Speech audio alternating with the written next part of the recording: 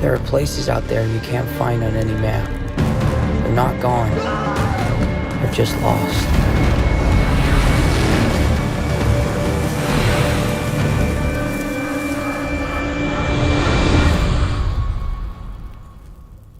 Put them down, boys. What is that thing on your face? Puberty's right around the corner, kid. You can grow your own. I don't think you guys get enough credit for how funny you are. Like, you know what I mean? Thanks, Like you are like a truly funny guy who's incredibly capable at improv.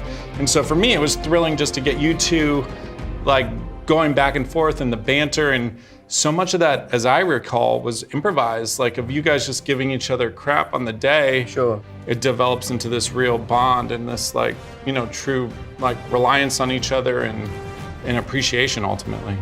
It was a lot of fun. It was challenging. It was daunting having the confidence to improvise and put yourself in a vulnerable position. Because anytime you improvise and it's not funny, it's horrible.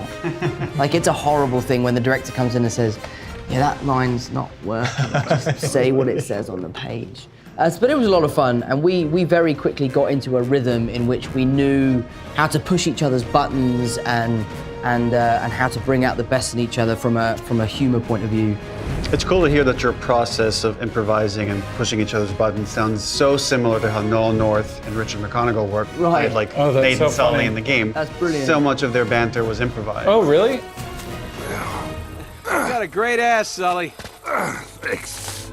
Yeah, Naughty Dog historically has been a very animation-driven company, but more like hand-drawn animation or hand-keyed animation. So we created Crash Bandicoot, for example, and then Jack and Daxter got more like a bit more realistic, but still very stylized. And with Uncharted, it's the first time we felt like we had the technology and the resources to tell a story with human characters. Our approach when we started this franchise was like, how do we capture the feel of a summer blockbuster on the controller? Yeah. And that's like, so we would just study like Indiana Jones, Die Hard, Mission Impossible, just all these like kind of summer blockbusters and be like, how do we kind of replicate? And now it's like the reverse is happening, is like, you guys are now looking at the game and like, how do we reverse back into like cinema?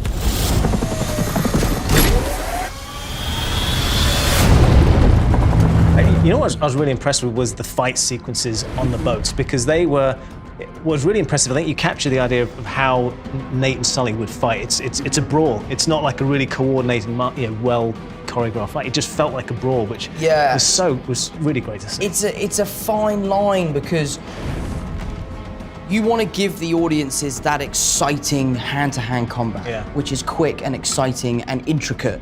But then again, Nate is not a trained fighter. He's just someone who is incredibly capable. There are moves in the film which are stolen straight from the games. You know, when you like get caught up, you can like elbow them over the top and then step under. So there's stuff like that we stole, but the balance of trying to make it look really cool while also being believable was tricky, and there's some creative freedom that we took. Yeah, I think that hand-to-hand stuff is really, really cool. But I mean, it's interesting, or at least worth talking about, kind of the sequence out of the back of the plane, just because that's the one that's truly where you just wanted to like take a moment that everyone would recognize from the games, and then try and bring it to life on the screen. Because I've been thinking about that sequence. It's one of the most iconic from the Uncharted series.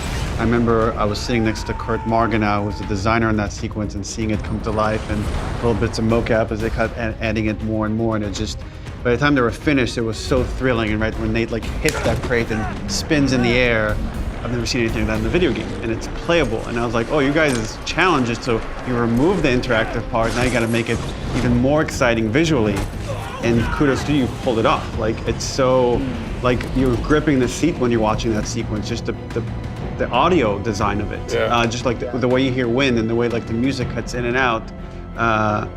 It's brilliantly filmed. I remember us designing that sequence and putting our heads together, and you know, Scott Rogers did an incredible job of figuring out the physics and logistics of how we were going to shoot that sequence, and that's the hardest thing I've ever done on screen.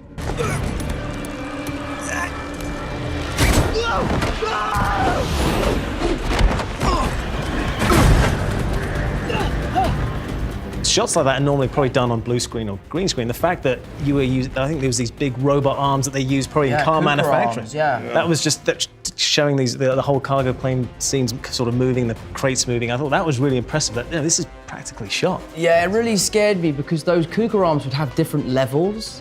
So like some of them would like rock like this, or some of them would spin, and sometimes I would be attached to it. And well, I wasn't attached. I was on wires, and I had to hang on, and then they would spin it.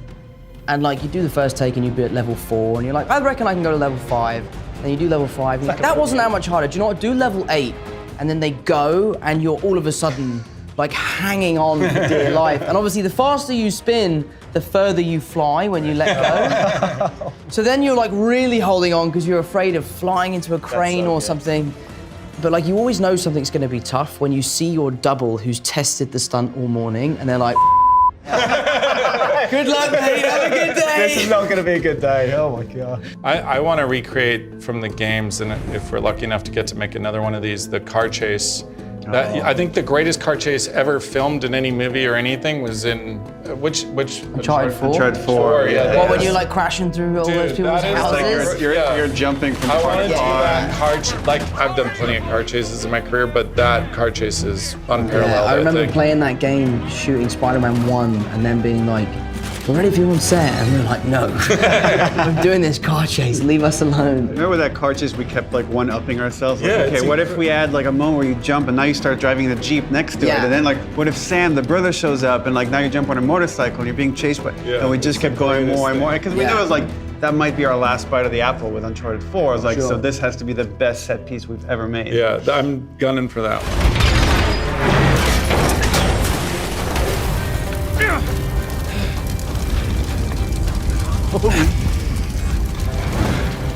Maybe you can talk a little bit about your contribution, because I want to give you credit, because so many of the moments, great moments in the film, were things that you said we'd stage it or rehearse it or whatever, and you're like, yeah, it's good, but we got to make it better. I just wanted to satisfy the fans of the games. Like, there's even a moment, I know it's not in the film, but there was a moment where Nate first gets into the boat and he finds a note from Magellan.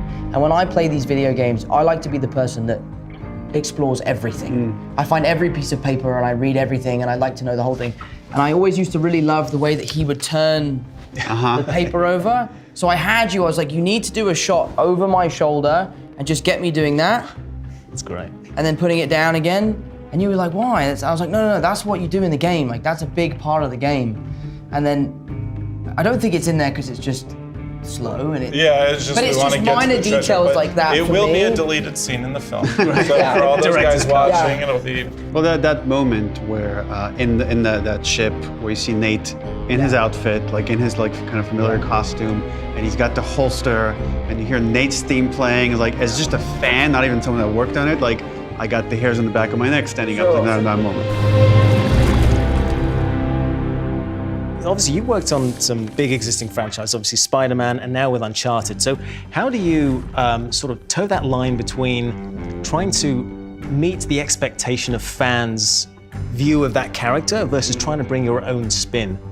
It's interesting. You have to kind of be unapologetic. Yeah. You know, you can't do it for other people because otherwise you'll end up doing it for the wrong reasons. You know, I was adamant that I would, pay respects and maintain the heart and soul of the character, but bring this refreshing version of this character that we all know and love to life. So I try not to think about the ramifications of changing stuff. Yeah. Because then you just are going to do a complete replica. You know, because if Right, Ruben wanted, it's an impression. Like if he wanted me to, like I could have gone away with Rick and taken the time and learned how to do Nolan's voice, and I could have figured it out. But I'm not Nolan North. Like that's not who I am, and so I wanted to bring what Tom Holland would bring to the character. So you have to just be unapologetic and trust that your instincts are right. Yeah, and I think just generally when you're adapting material, or at least my approach with both Venom and Uncharted was like, it works as a comic book or it works as a video game, but ultimately we're making a movie, so it has to work as a movie. And we're not just trying to recreate what's already been done, we have to make our own. And while we have to be faithful to the source material, we can't be faithful to a fault where we're compromising the success of what we're trying to do, which is the film.